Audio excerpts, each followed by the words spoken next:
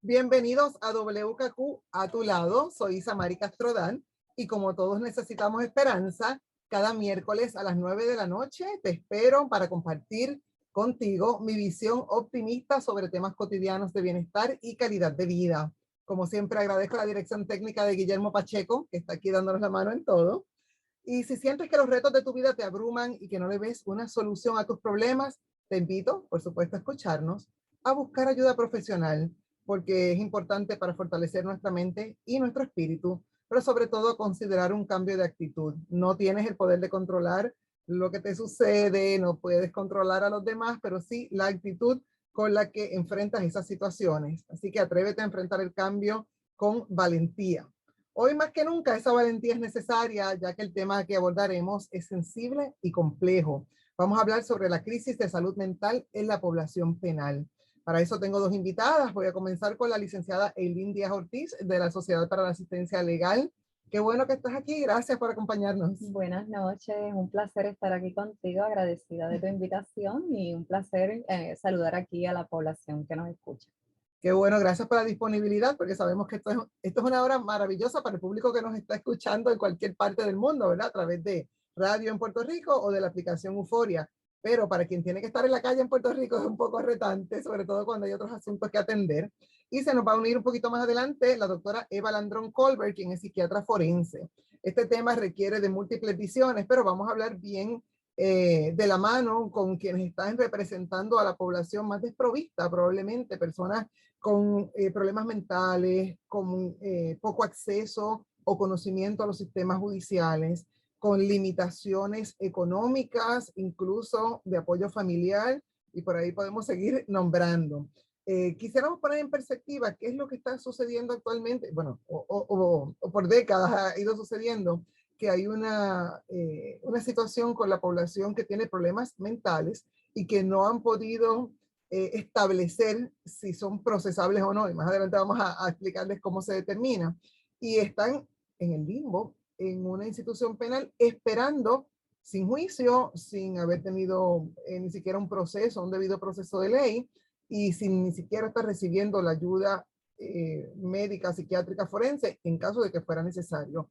¿Qué está sucediendo con esa población que está como en dos aguas y no se define? Sí, mira, Samari, hay un problema enorme. Nosotros tenemos una falta de muchas, ¿verdad? De muchos recursos, falta de camas de hospital, por un lado, y falta de hogares de cuidado prolongado, porque hay mucha de esta población. Estamos hablando de una población indigente, son pacientes de salud mental, de discapacidad intelectual, problemas de adicción, a veces se entremezclan todos. Y esa persona es intervenida por la policía, ¿verdad? Muchas veces es una crisis de salud mental lo que está enfrentando la persona, y esto, dentro de la crisis, obviamente, pueden cometerse delitos, se pueden romper cosas, puede haber una agresión hacia otra persona, y cuando llega la policía lo arresta y lo lleva ante un juez. Así inicia el proceso, pero esa persona en realidad es una persona que padece de sus facultades, ¿verdad? No entiende y no puede enfrentar el proceso, porque parte del debido proceso de ley, de las garantías constitucionales que tenemos todos los ciudadanos, es poder entender el proceso y cooperar con su defensa. Esa persona tiene que ser capaz de comunicarse con su abogado, Claro. de explicarle lo que pasó, de entender a qué se enfrenta, de entender las advertencias. Y eso no ocurre actualmente. Esa persona básicamente es llevada ante un juez.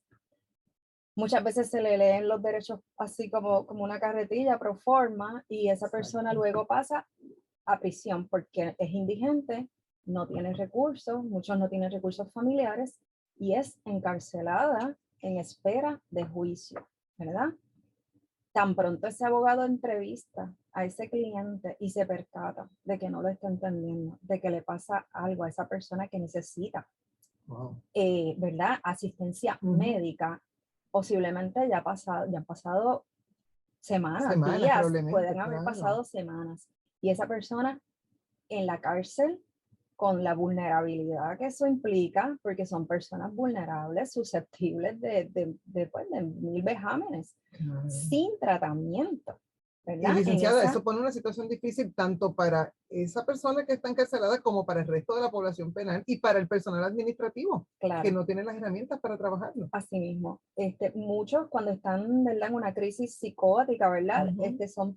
Los ubican en el centro médico correccional, porque pues obviamente a estabilizarlos y sí les darán algún tipo de medicación pero pueden pasar otras situaciones que no son personas que necesariamente están psicóticas.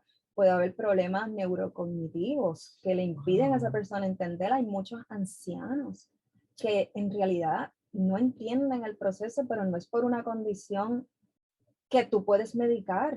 Es sencillamente una condición degenerativa que sencillamente no tiene memoria o no tiene, o tiene una escolaridad bien baja y no puede comunicarse, no puede entender bien el proceso. Toda esa gama de personas tienen que aguardar en la cárcel porque no hay espacio en los hospitales de psiquiatría forense. Puerto Rico cuenta con tan solo dos Exactamente. hospitales: ¿Cuáles son esos dos hospitales? el Hospital de Psiquiatría Forense de Ponce y el Hospital de Psiquiatría Forense de Río Piedras. Entre los dos hay poco más de 200 camas para toda la población. Claro. Y tenemos también el problema de que muchos de estos ciudadanos que entran en este proceso y que tienen que aguardar por ese espacio de cama, una vez ingresan al hospital y logran acceder, el tratamiento que se les brinda no es el más adecuado tampoco, Claro. porque los hospitales están desprovistos de fondos, no tienen la medicación, no tienen el personal, están en condiciones honestamente infrahumanas. Esos hospitales son terribles, especialmente el de Ponce. Y esas personas pues tienen pocas probabilidades de mejoría. Muchos terminan institucionalizados y esa es la realidad, a pesar de que la institucionalización es un delito en el Código Penal y no se supone, y hay un montón de verdad, está la ley de salud mental que protege de la institucionalización. Muchos de estos pacientes terminan institucionalizados en ese hospital en espera de un espacio en algún hogar porque ya no tienen posibilidad de recuperación y no tiene nadie que se haga cargo de ellos.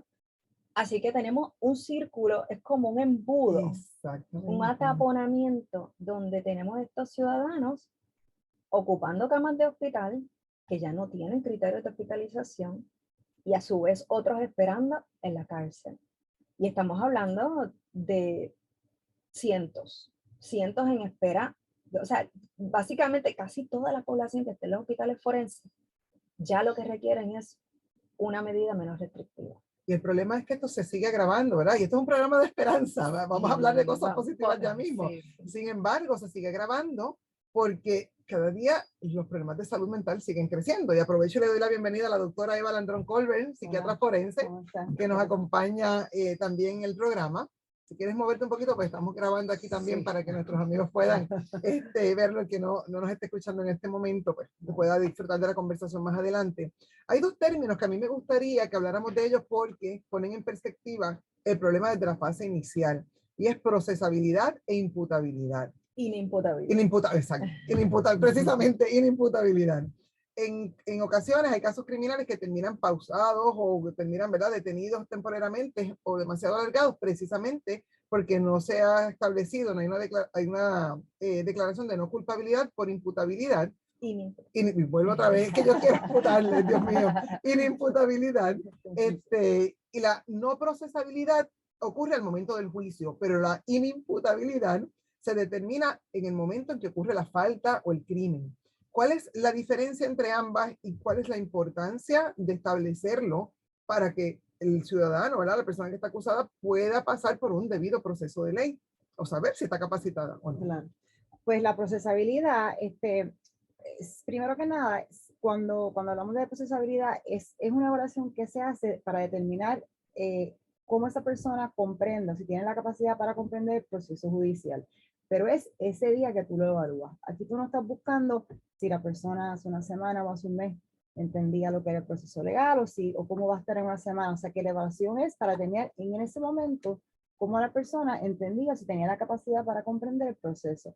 Se hacen una serie de preguntas, por ejemplo, en donde la persona tiene que demostrar que tiene pues, conocimiento de datos básicos, que es un juez, que es un abogado, que es un fiscal, que pueda manipular también los conceptos de cierta manera. Por ejemplo, pues que el fiscal pues no está de parte, ¿verdad? De parte mía, que el fiscal está allí para ponerme preso, que si tú tienes un caso donde hay mucha evidencia que es en contra mía, pues cómo tú utilizarías eso para tomar una decisión de si te vas a declarar culpable o no culpable, cómo eso podría influenciar. ¿Cómo puede ayudar en su propia defensa? Claro, entonces esas dos partes y la tercera parte que también es bien importante, si puede asistir o no en su defensa con el abogado, o sea, que se pueda comunicar de manera efectiva con el abogado y que pueda tomar decisiones en su caso y ayudar, ¿verdad? Y que no piense que el abogado está allí para pues, hacerle daño, robarle el dinero, o sea, ¿verdad? Que tenga una comprensión lógica y pues esa persona tiene que tiene que cumplir con los 3 criterios, no es que puede uno de 2 o uno de 3, tiene que ser con los 3. Y entonces, si esa persona está procesable, pues puede continuar, ¿verdad? Con el proceso jurídico. La inimputabilidad es un tipo de defensa, ¿verdad? Que en Estados Unidos se conoce como not guilty by reason of insanity, ¿verdad? Esto es bien común. Y ahí lo que estamos buscando es cómo la persona, o sea, el pensamiento y el comportamiento de la persona el día de los alegados hechos. ¿Sí? Esa persona, pues, el día que se cometieron los actos, que estaba pensando, que estaba sintiendo, más que nada, lo que tú quieres es, si la persona tenía la capacidad de comprender la criminalidad de los actos, o sea, que si a causa de su condición mental, él podía entender lo que él estaba haciendo y si entendía o no entendía lo que estaba haciendo. Y si lo entendía, que él pensaba que estaba bien. Te voy a dar un ejemplo, ¿verdad? Para explicar eso un poquito mejor. El ejemplo más clásico es una persona que se pone una luz roja. Esa persona puede comérsela porque simplemente piensa que él está viviendo en otro planeta y que eso no es una luz, que eso es una bandera y que él está pasando por una bandera y que eso no tiene ninguna relevancia, ¿verdad? Que es un semáforo. Y eso pues, ¿verdad? Pues esa persona en ese momento no sabía lo que estaba haciendo, pero puede también ser que esa persona sí reconoce que eso es un semáforo, que la luz está roja, que él no se puede comer la luz roja, pero piensa que en el carro de atrás viene un extraterrestre que lo quiere matar. Y aunque él sabe que comerse la luz roja está mal, él lo está haciendo por una razón que para él es válida. Claro que no está basada pues, en nuestra realidad. Hay un problema de sanidad mental, claro. Por supuesto, pero para él, pues él tiene la capacidad de entender, pero no puede, o sea, pero entiende que lo que él está haciendo está bien. Otra parte, ¿verdad? Que también tiene esa defensa es si la persona puede o no controlar sus impulsos, o sea, y conducirse, ¿verdad? De acuerdo a la ley. Y eso es como, ¿verdad? Como estos pacientes, algunos son como nenes pequeños que usted les sienta una así y les dice, no juegues con esa bola, y ellos algunos no se pueden resistir, ¿verdad? Son bien pequeños, a pesar de que ellos pueden saber que eso los va a llevar a que los castiguen o los regañen, no se pueden resistir y no pueden controlar sus impulsos. Para los pacientes de salud mental, algunos les pasa exactamente lo mismo. Ellos se encuentran, ¿verdad? A veces en un estado psicótico en donde no pueden controlar sus impulsos y entonces, por lo tanto, no tienen la capacidad para comportarse de acuerdo a la ley. Con alucinaciones, locura temporal y cosas de ese tipo. ¿Qué sucede si se establece que no son imputables precisamente porque están en un episodio como ese? ¿Cuál sería el proceso o el destino que le llevaría a esta persona que está acusada?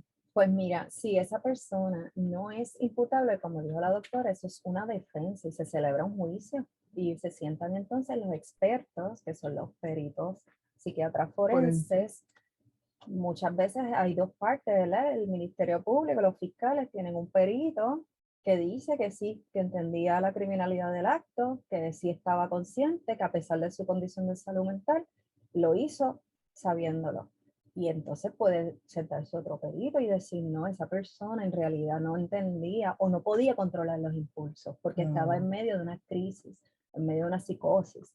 Y el juez determinaría, ¿verdad? Si esa persona, pero sí, es un juicio o puede ser una vista preliminar, también se basa en etapa de vista preliminar, pero es básicamente un juicio, por eso esa persona es culpable o no culpable. O sea, si es absuelto por incapacidad mental o por inimputabilidad, esa persona no se le puede imponer un castigo porque salió no culpable, a pesar de que cometió los hechos y está adjudicado que sí ocurrió, que fue la persona que cometió el delito. Puede ser Pero se libera. asesinato, puede ser Claro, asesinato, o sea, él mató claro. a una persona y estaba en medio de una psicosis. ¿Verdad? Y el juez le creyó, o muchas veces no hace falta dos peritos, a veces Ujú. inclusive va un solo perito y rinde un informe y eso es suficiente para que se entienda. Un caso muy extremo, pues ya se lleva un informe pericial, el juez lo examina, lo declara no culpable por inimputabilidad. Esa persona entonces va a una fase que es la fase de medida de seguridad, que hay que determinar Claro. si esa persona es peligrosa o no es peligrosa para sí y para los demás. Porque si está teniendo Claro. ideaciones suicidas, Y por eso ejemplo, podría volver a suceder, entonces. claro, exacto. Entonces eso es una determinación posterior que se tiene que hacer. ¿Qué es la regla 240 de procesamiento criminal? Esta es la regla que establece el proceso para hacer las evaluaciones de procesabilidad. Esa es la regla que determina, ¿verdad? El juez, cuando se activa esa regla, cuando el proceso, casi siempre es a petición del abogado, que no se puede comunicar a Dios, se percata que la persona no está entendiendo o no puede cooperar en su defensa, él lo solicita.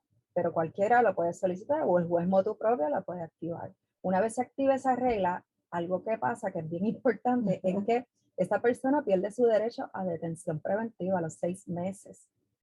Esto es por virtud de un caso del Tribunal Supremo de Puerto Rico que determinó que como el Estado está atado de manos, no lo puede procesar, entonces tampoco se le puede penalizar, como quien dice al Estado, de dejar en libertad, o sea, para explicar de ordinario, cualquier ciudadano tiene el derecho a que se celebre el juicio dentro del término de 6 meses. Esto es un derecho constitucional.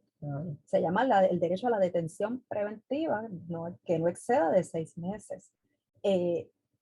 Eso obliga al Estado a ser proactivo, a descubrir de pruebas y usualmente si el Estado, el fiscal está arrastrando los pies y no está, eso se le imputa, es lo que se llama, ¿verdad? En el argot judicial, se le carga al Ministerio Público la suspensión y se suspende en vista, se suspende en vista. A veces es culpa de la defensa, se le carga a la defensa. Si es culpa del fiscal, se le carga al fiscal.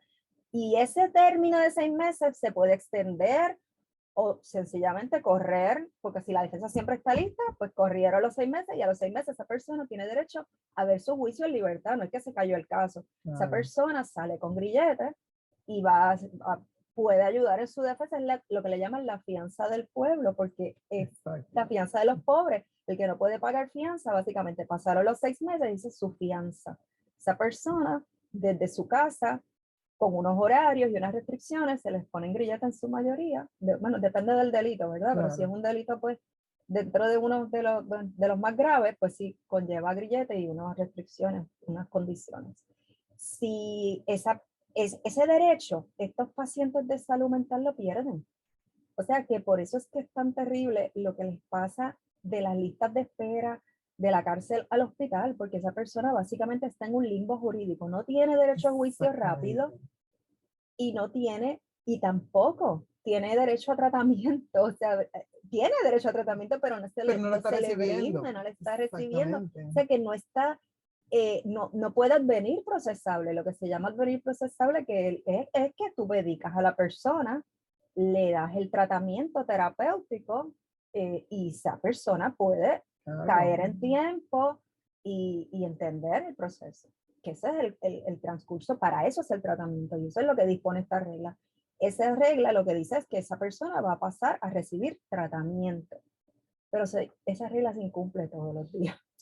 Eso es terrible y quería mencionarlo precisamente porque es una realidad, una cosa es lo ideal, ¿verdad? Lo que está establecido, lo que debe regir por ley, pero otra cosa es lo que realmente está sucediendo y hay muchísimas áreas que están involucradas y muchísimas responsabilidades compartidas, ¿verdad? Porque es el tribunal, es el gobierno y algo que se me pasó, porque a veces uno conoce un término y presume que todo el mundo también lo conoce para efectos de el público que nos escucha y que no está relacionado a lo que significa la Sociedad para la Asistencia Legal. Me gustaría que el licenciado lo explique brevemente para que entiendan por qué están ustedes involucrados. Sí, la Sociedad para Asistencia Legal es una entidad sin fines de lucro creada por ley para defender, ¿verdad? Para darle valor a ese derecho a asistencia de abogado para las personas indigentes que no tienen recursos económicos para pagar un abogado privado. Nosotros trabajamos, tenemos oficinas en todos los tribunales de Puerto Rico, en todas las regiones judiciales. Yo personalmente trabajo en la división de apelaciones, yo llevo recursos apelativos al Tribunal de Apelaciones y al Tribunal Superior. Y para casos criminales. Todo, exacto. Casos criminales graves. Exacto. Volvemos al, ¿verdad? El público que nos acaba de sintonizar, estamos hablando sobre la salud mental en la población penal y la dificultad que hay, ¿verdad? Por la falta de acceso y de suficientes peritos y de suficientes de todo en el sistema para poder atender esta población y el discrimen, podríamos decir, que está pasando, ¿verdad? Y sobre todo porque es una población indigente. Quien tiene mayores recursos económicos tiene otras medidas, ¿verdad? Para ayudar a estos pacientes y buscarle tratamiento y compensarle a nivel médico. La falta por la que pueden estar presos puede ser tan diversa como que agredió de manera grave a otra persona o que a lo mejor le arrojó con una lata, ¿verdad? Y a lo mejor no le dio, pero la persona se querella por alteración a la paz o por lo que sea que no se querelle por algo así. Y es tan diverso como una persona que a lo mejor tiene un padecimiento, por ejemplo, de Alzheimer y no sabe lo que está haciendo. Puede suceder esto. Claro. Sí. Wow. La familia, ¿verdad? Porque siempre pensamos que cuando hay situaciones así de difíciles, la familia está muy al pendiente, pero también es un reto. Muchas de estas personas están solas o sus familias no cuentan con el apoyo para asistirlos en el proceso. Sí, mira, eso es uno de los terribles problemas que hay. Hay el delito que más comúnmente últimamente se ve, ¿verdad? Desde que existe este delito es el de maltrato de envejecientes. Wow. Porque ese es un delito bien grave y que conlleva una pena de 12 años y casi siempre son padres envejecientes que ya no tienen los recursos para atender a sus hijos con discapacidad intelectual, autismo, pues esquizofrenia, bipolaridad, problemas de salud mental que son hijos que terminan siendo adultos y viven con sus padres. Los padres envejecieron, ya no tienen las fuerzas ni los recursos. Y ante la falta de servicios, muchas veces recurren a tener que llamar a la policía. Porque es que pues, o sea, no han recibido los tratamientos adecuados, no tienen los recursos, terminan llamando a la policía y la policía llamando al fiscal y el fiscal procesándolos. Hay unos casos, y hago mención porque tengo algunos anotados, pero algunos casos que se han reseñado, ¿verdad? A nivel de denuncia, de prensa, unos reportajes investigativos que hizo en su momento el periódico Metro, han estado denunciados en distintos medios, en el Nuevo Día también, de algunos en particular que quizás los retengo más, una señora mayor cuyo hijo pues tiene unos problemas de comportamiento por razones de salud mental, y ella llama a la policía precisamente porque no tiene manera de controlarlo. Pero entonces empieza una tragedia diferente, y es que él está preso, que no tiene ayuda, y es una disyuntiva terrible. ¿Qué otra opción tienen las personas que están pasando por esta situación? ¿Hay algún tipo de movimiento que se esté haciendo para poder, o denuncia, ¿verdad? Que el sistema judicial pueda tener un presupuesto mayor? Está involucrado Administración de Tribunales, AMSCA, que es la asociación que también trabaja, ¿verdad? Con todos estos problemas de adicciones y salud mental. ¿Cómo ha sido la respuesta, por poner un ejemplo, de estas dos entidades, de Administración de Tribunales y AMSCA? Pues mira, tengo que decir que Administración de Tribunales está consciente del problema, están en un proceso actualmente de crear unos comités y yo acabo de llegar de Texas, de una cumbre, un summit que hubo de la rama judicial de Texas y de todos los estados del sur.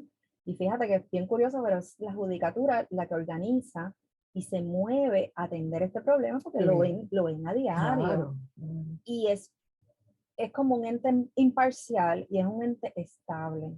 El problema con muchas de estas entidades como AMSCA, como pues corrección, Corrección. que cambian de mando cada 4 años y las iniciativas que habían empezado unas administraciones no tienen continuidad y lamentablemente pues se pierden los procesos, nosotras mismas hemos estado envueltas en administraciones anteriores, hemos ido a pues yo he ido a corrección a AMSCA y empezamos unos procesos.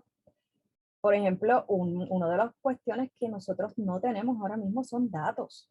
Nosotros, Algo tan básico. lo que no se cuenta, Ujú. no existe. Exactamente. Y estos ciudadanos no se contabilizan. O sea, a la hora de identificar sus nombres, o sea, que muchas veces hasta se pierden en el proceso porque no están ni siquiera bien identificados. Es hasta inhumano. Es hasta inhumano. Porque estás perdiendo incluso hasta la identidad en ese proceso. Así mismo. Y como bien mencionas, lo que no se contabiliza, pues el sistema no puede No hay apoyarlo. datos estadísticos. Por ejemplo, yo quisiera que hubiera datos de cuánto tiempo está pasando esta persona. El promedio que pasa una persona en la cárcel en espera de cama. Esa era una pregunta que tenía, pero obviamente me acabas de No decir la que no hay la tenemos. respuesta. Tampoco Qué tenemos terrible. el dato de cuánto tiempo pasa una persona en el hospital sin criterio de hospitalización en espera de un hogar o de un lugar de menos restricción, ¿verdad? Eso tampoco lo tenemos porque nuestras instituciones, como pasa mucho en Puerto Rico, no carecemos de datos y de estadísticas. Y para diagnosticar un problema, lo primero que tú necesitas es eso. Pues la judicatura está, ahora mismo hay un movimiento para empezar a hacer unas mesas de diálogo y sentar a todos los componentes. Y yo estoy dentro del grupo, estamos asistencia legal, representando asistencia legal, está justicia, está corrección, está AMSCA, traemos al departamento de la familia, que también administra los hogares de envejecientes. Sí. Por ahora estamos trabajando para hacer como este mapa de diagnóstico, ¿verdad? Necesitamos identificar cuál es el mapa, dónde están las faltas de comunicación, porque es que no sabemos ni siquiera cuántos hogares hay, dónde están. Hay hogares que están contratados por AMSCA, pero hay hogares privados que no tienen contrato con AMSCA, que no están certificados. Todo este Wow, hay muchísima información que hay mucho trabajo, sí, por que hay que hay organizar. mucho trabajo. Por ejemplo, uno de los problemas que hemos identificado, que es un problema ya de la rama judicial, es que no hay peritos forenses.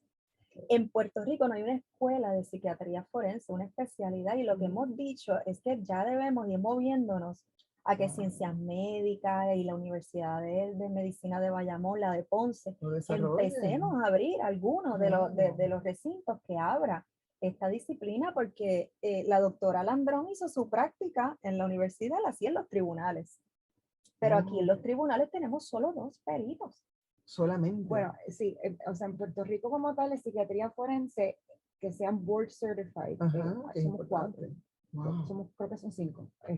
Somos 5 para toda la isla. Pero contratados por tribunales, pero por que trabajan para estos peritos del Estado, que son mayormente lo que hacen son las evaluaciones de procesabilidad y las de peligrosidad, que son 2 y se tienen que dividir Puerto Rico entero entre ellos. Eso es una tragedia, de verdad, cuando lo miramos, porque es que, y perdonen que insista, pero es que el problema de salud mental cada vez es mayor y hemos pasado por eventos traumáticos que además de la carga tradicional de la cuota de salud mental, encima tenemos personas que han ido deteriorándose en el proceso y que no tienen ayuda y que bueno. Y ni mencionar el costo que esto tiene para las instituciones, o sea, corrección tiene que invertir miles, o sea, ¿cuánto cuesta mantener un paciente de salud mental en una institución? Y mientras más rápido tú restableces esa procesabilidad, pues significa que esa persona entonces pasa a su proceso judicial. Exactamente. Y lo sacaste del sistema. Yo pienso que de la experiencia en algunas de las reuniones que yo tuve, ¿verdad? La oportunidad de asistir con la licenciada, hay mucha frustración dentro de las agencias porque no hay, se necesita como quizás un comité como que regule y supervise qué es lo que está pasando, porque es como que todas están desconectadas. Y este paciente, ¿verdad? Cuando entra al sistema, tiene que pasar de alguna manera, toca a todas estas agencias de alguna manera u otra en algún momento. pero es entre una falta de información, esto no me toca a mí, yo no tengo dinero para hacer esto, yo llego hasta aquí, yo no. Entonces, hay personas que llegan que quieren hacer el cambio y hacer una diferencia, pero se frustran cuando entran y ven, o sea, todo el trabajo que hay que hacer para poder comenzar a organizar esto de una manera que en realidad que se afecta al final del día. Pues, Es un problema de fondo y la realidad Claro. es que no se va a solucionar de un día para otro. Nosotros decimos que hay esperanza, No, ¿verdad? Y la hay, hay esperanza. pero Mira, no es de un día para otro. a mí me dio mucha esperanza ese congreso al que yo asistí, porque hay unas iniciativas en los estados donde se está trabajando en unos programas de desvío, diversion, donde que se quiere evitar es que esa persona entre al sistema judicial. Voy a hacer un desvío breve porque Ujú. tenemos que pausar, pero al regreso quiero hablar de eso, quiero hablar de unas ponencias que hicieron ante la Comisión de lo Jurídico del Senado y me gustaría hablar de la población de menores de edad. Eso siempre lo he llevado un poco porque es que es desgarrador, pero es un tema que hay que hablarlo. Es incómodo, pero para poderlo solucionar tenemos que traerlo a la mesa. Esto es WKQ a tu lado, soy Isamari Castro Dada, regreso de la pausa, volvemos con más. Estamos de regreso, esto es WKQ a tu lado, soy Isamari Castrodad y este es un programa de esperanza donde hablamos de temas cotidianos de bienestar y calidad de vida. Y hoy hablamos de un tema que decía al principio que es un tema incómodo, pero las cosas incómodas hay que traerlas a la mesa para que podamos buscar soluciones. Hablamos de la salud mental de la población penal y me acompañan dos expertas, la licenciada Elín Díaz Ortiz de la Sociedad para la Asistencia Legal y la doctora Eva Landrón Colbert, quien es psiquiatra forense. Hemos estado planteando la situación, lo difícil que es, la falta de recursos, la falta de personal, de peritos que puedan ayudar a aliviar el proceso, ¿verdad?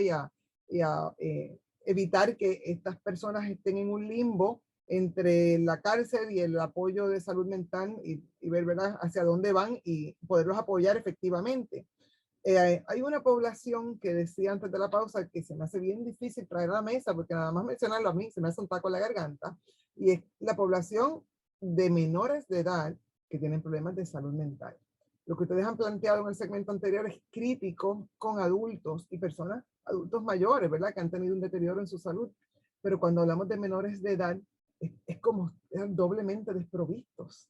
Es que están doblemente no procesables. Exacto. Son, el menor se entiende que no es capaz ante la ley, él no tiene capacidad. El menor de por sí, un menor saludable por la inmadurez de su cerebro y la falta, ¿verdad?, de capacidad, Claro. así se llama, se crea un sistema que se le llama sui generis. Se supone que no es un sistema criminal, pero sabemos que lo es. Lo arrestó un policía, lo llevó ante un juez, pero ese menor alguien le tiene que suplir la capacidad. Eso tiene que ser una persona que vele por sus mejores intereses.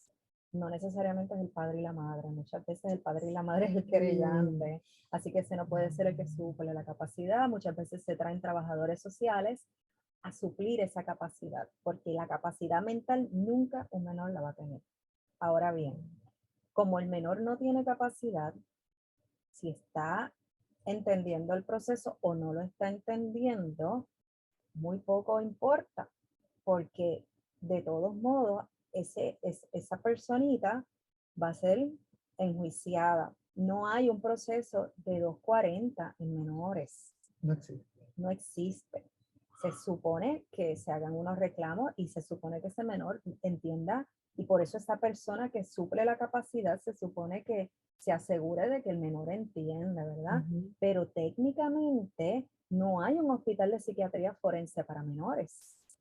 El tratamiento se le da a los menores dentro de la misma institución penal, que no se supone que se llaman penales, pero es una institución penal. El que ha Pero en fines prácticos lo es. no lo es. O sea, es exactamente igual que lo de adultos, con las mismas celdas, los mismos barrotes, la misma cama de cemento, o sea, con una sabanita encima del cemento, con el mismo aire acondicionado que se congelan esos niños.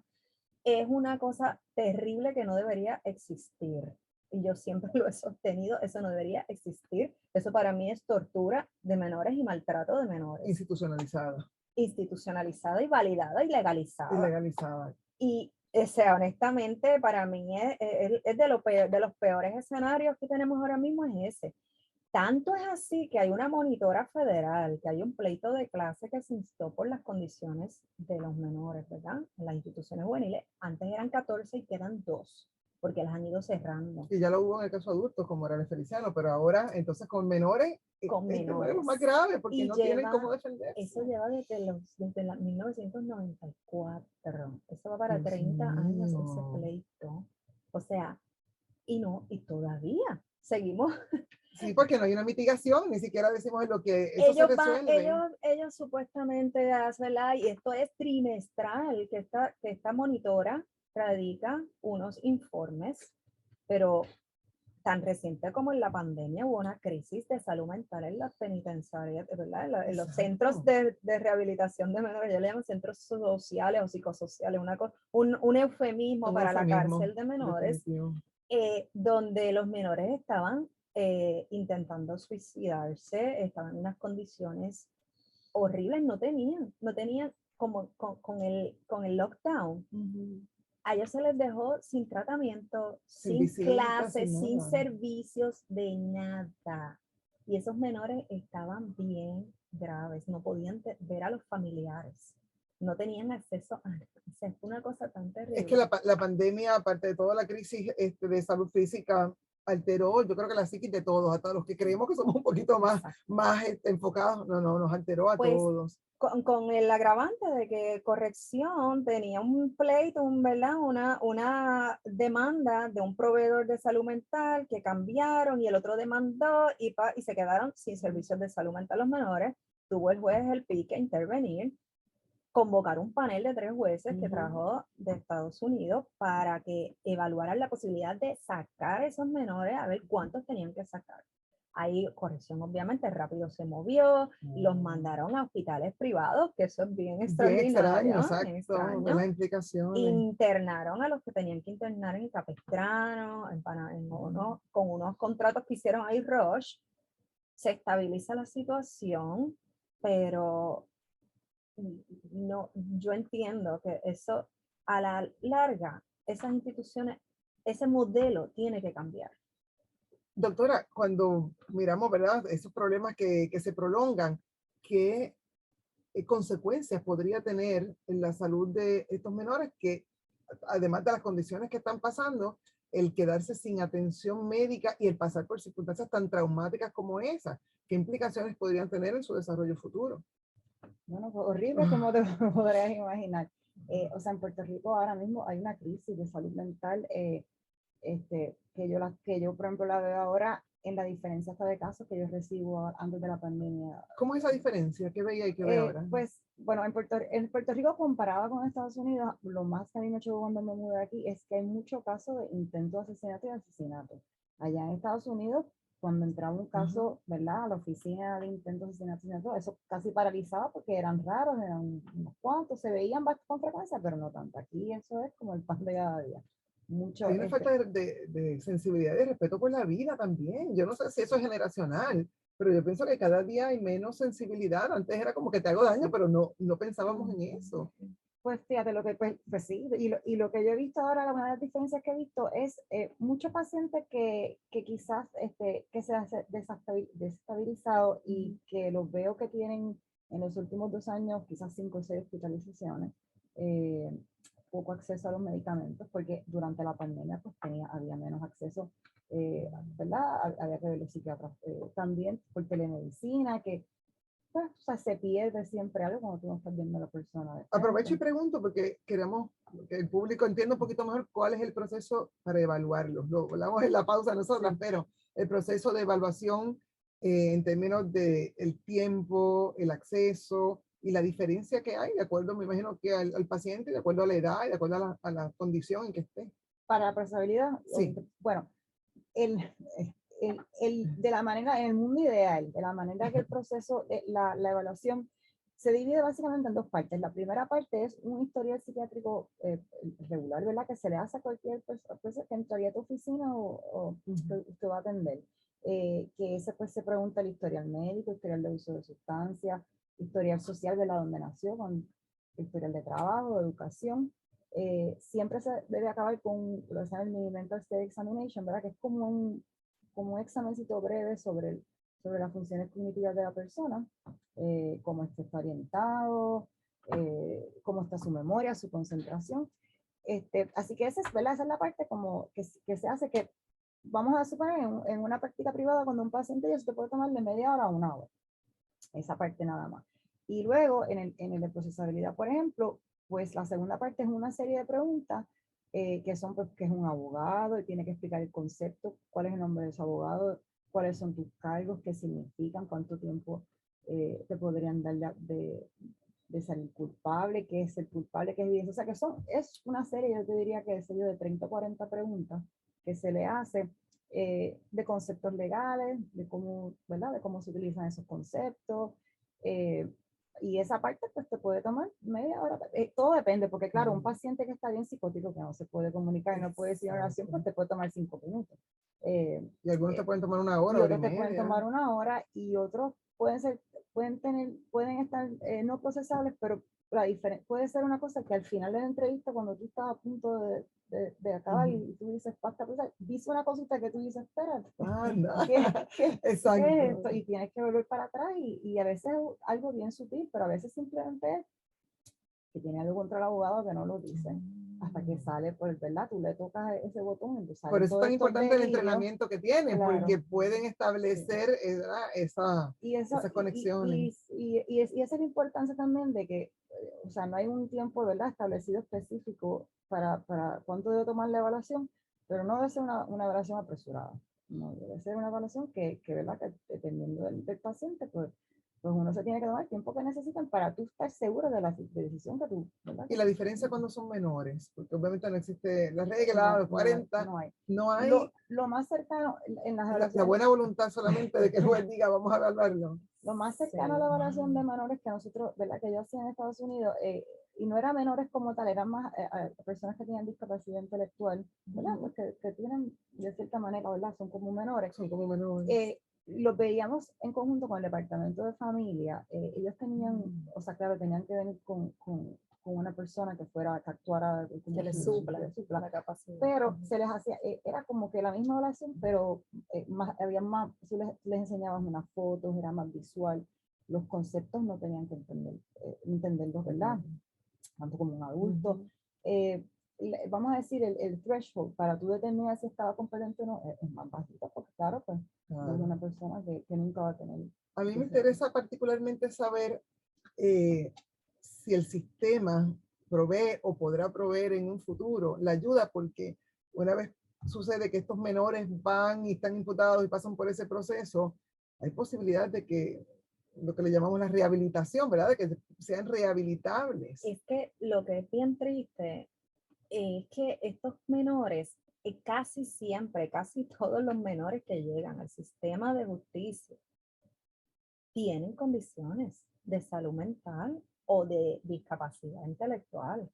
Casi todos, mira, el perfil de esos menores son de educación especial, tienen condiciones, porque es que, mira, la realidad es que llegan al sistema porque son pobres. Exacto, ahí es donde quiero llegar. ¿Qué pasa con un menor que tiene un problema de conducta en la escuela, que tiene ADD o que tiene problemas de concentración, de conducta, de hiperactividad?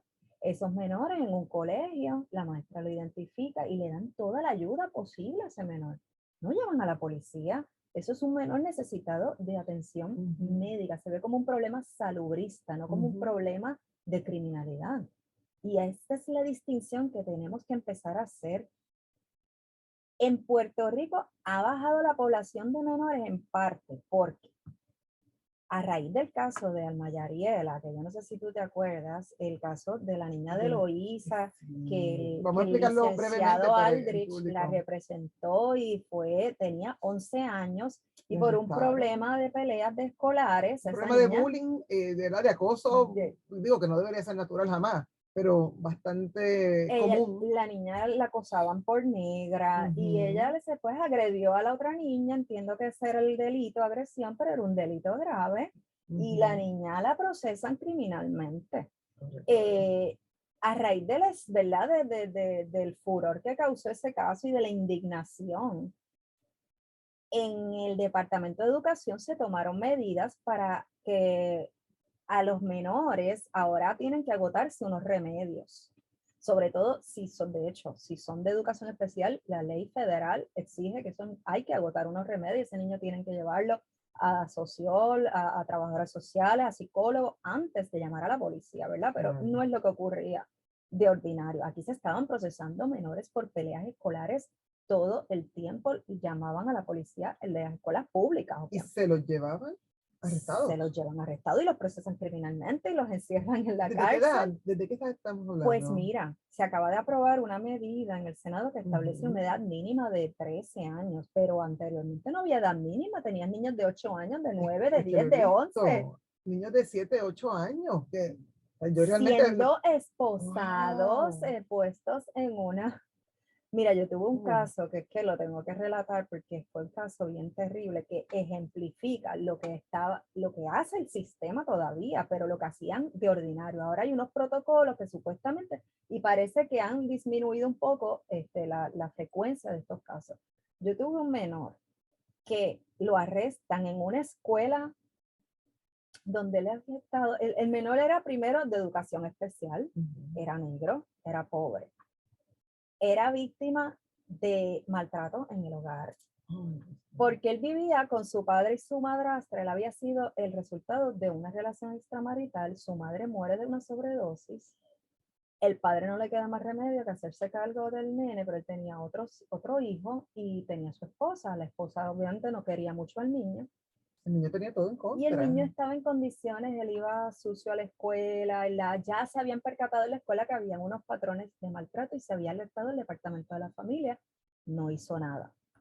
Ese menor un día de Semana Santa, viernes antes de Semana Santa, decide que se queda en la escuela y no va a regresar al hogar.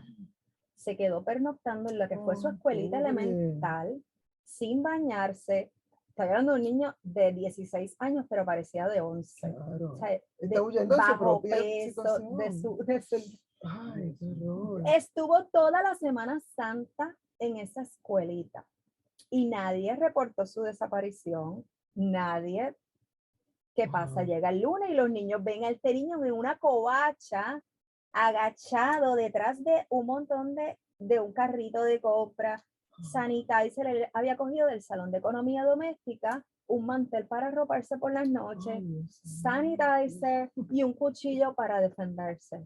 Me has de creer que lo han acusado de escalamiento, de apropiación ilegal del cuchillo, del sanitizer, así enumeraron las cosas que él tenía en su mochilita.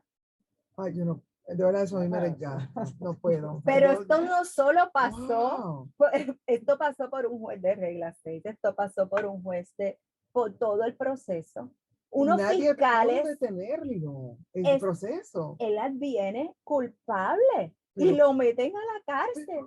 Ese niño, cuando yo leí el informe social, que yo lo tuve que pedir porque me llega a mí en apelación, y cuando yo veo ese informe social que el niño dijo, por favor, déjenme aquí que por lo menos tengo 3 comidas, que él quería quedarse en la cárcel porque por lo menos tenía un techo y 3 comidas. El niño estaba redimido para fines de su tragedia personal. Él sentía que lo habían redimido violándole todos sus derechos. ¿Y quién le suplió la capacidad? Pues la madrastra y el padre. Por supuesto, que querían salir. Para empezar, desde el inicio, eso no debía haber ocurrido. Pues pasa todo esto. Ese es un ejemplo del tipo de casos que llega a estos procesos de menores. Son casos desgarradores, son casos tristes de personas desvalidas, sin voz. Y pasan mucho más comúnmente. Tú vas a las instituciones y de verdad que es desgarrador. Yo insisto que aquí hay que hacer una verdadera reforma, una reforma del sistema juvenil, y eso hay que cambiar ese sistema. Ya en otros lugares, en otros estados se está trabajando en halfway houses, en casas de tratamiento, porque estos niños lo que necesitan es tratamiento. Claro. Hasta el que cometió el delito mayor, hasta el niño que asesinó, necesita tratamiento. Eso no es normal, eso no es una conducta normal. Eso son por gritos, más enfermedad psiquiátrica que tenga, gritos de ayuda. O sea, y en el ámbito normal, regular de una persona, de un hogar donde tú ves un niño con unas conductas de este tipo, se van tomando las medidas y se van llevando a los especialistas y se les va tratando y se les va medicando para que ellos caigan, ¿verdad?, en su lugar. No se les castiga. Claro, es rehabilitarlo o ayudarlo o proveerle los recursos. Doctora, ¿cuáles son las condiciones principales por las que podrían, sé que estoy quizás generalizando mucho, pero por las que podrían eh, pasar esta población, no solamente los niños, porque esos niños van a crecer y se convierten en Claro. adultos? ¿Cuáles son esas condiciones Bueno, más en frecuentes? estos casos de ¿verdad? Que son no procesables o inimputables, lo que se ve con mayor frecuencia son las personas que tienen síntomas psicóticos, Ujú. que dentro de eso, pues esquizofrenia es una de las más grandes, pacientes que son bipolares o sea, con síntomas psicóticos, ¿verdad? En fase mánica con síntomas psicóticos, o personas con depresión con rasgos psicóticos. Porque en realidad, eh, o sea, en su mayoría debe haber que la persona esté fuera de contacto con la realidad, que es lo que significa, ¿verdad? Una Exacto. psicosis, para tú poder decir que carece de la capacidad para entender algo, porque es raro, ¿verdad? O ver un caso donde una persona simplemente está tan deprimido que solamente por su depresión no comprenda, ¿verdad? O que carezca de comprender la criminalidad. Usualmente es que la persona está en un estado de psicosis. Así que cualquier diagnóstico que conlleve, ¿verdad? Que tenga rasgos psicóticos, pues son los que mayormente se ven con ¿Y mayor son frecuencia. patologías genéticas, hereditarias, o Sí. son algunas causadas por abuso de sustancias controladas, o hay una combinación? Bueno, hay ambas, ¿verdad? La teoría ahora de mayor peso es que estas personas nacen con una predisposición genética, ¿verdad? Estas condiciones de salud mental y entonces hay unos triggers, ¿verdad? Que pueden pasar en la vida, pues entonces que como que se manifiesta la condición y una vez se manifiesta, pues se convierte, ¿verdad? En una condición crónica. ¿Cuál puede ser el trigger? Pues eso puede ser cualquier cosa, porque puede ser hasta usar marihuana, ¿verdad? Que se ha visto en algunos casos de esquizofrenia es un trigger, hasta algo que pasó en la casa, una historia de trauma o de abuso. O sea que en realidad, pues, pero claro, influye mucho, especialmente en la población de menores, el entorno social y la crianza, porque no es que porque tú pases, o sea, porque tengas una niñez mala vas a desarrollar una condición necesariamente, pero ciertamente no ayuda y sí crea, pues te puede causar ansiedad, te puede causar depresión, o sea, un número de otras cosas, o sea que sí influye de una manera, ¿verdad?